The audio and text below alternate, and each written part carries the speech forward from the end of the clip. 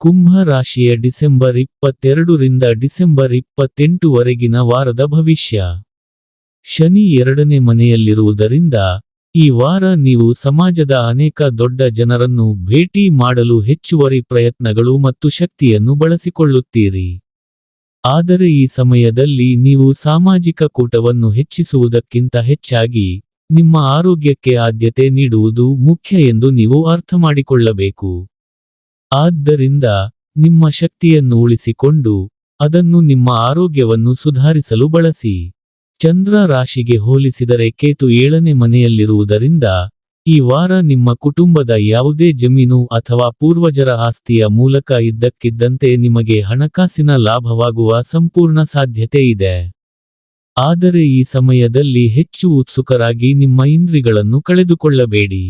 ಇಲ್ಲದಿದ್ದರೆ ನಿಮ್ಮ ಲಾಭವು ಯಾವುದೇ ದೊಡ್ಡ ನಷ್ಟವಾಗಬಹುದು. ಈ ವಾರ ಮನೆಯ ಸದಸ್ಯರೊಬ್ಬರ ಸ್ಥಳಾಂತರದ ಸಾಧ್ಯತೆ ಇದೆ ಅಥವಾ ನೀವು ನಿಮ್ಮ ಪ್ರಸ್ತುತ ವಾಸಸ್ಥಳದಿಂದ ದೂರ ಹೋಗಲು ಯೋಜಿಸಬಹುದು.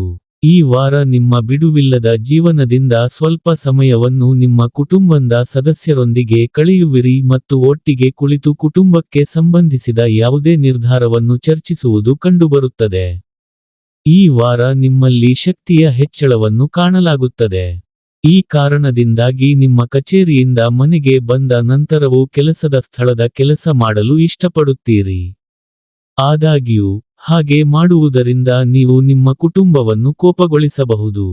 ಈ ಸಮಯವು ವಿದ್ಯಾರ್ಥಿಗಳಿಗೆ ಬಹಳ ಮುಖ್ಯವಾಗಲಿದೆ, ಏಕೆಂದರೆ ಈ ಸಮಯದಲ್ಲಿ ನಿಮ್ಮ ಕಠಿಣ ಪರಿಶ್ರಮದ ಮೇಲೆ ಉತ್ತಮ ಅಂಕಗಳನ್ನು ಗಳಿಸಲು ನಿಮಗೆ ಸಾಧ್ಯವಾಗುವುದಲ್ಲದೆ, ಈ ಯಶಸ್ಸು ನಿಮ್ಮ ಪ್ರಗತಿಗೆ ಸಹ ಕಾರಣವಾಗುತ್ತದೆ.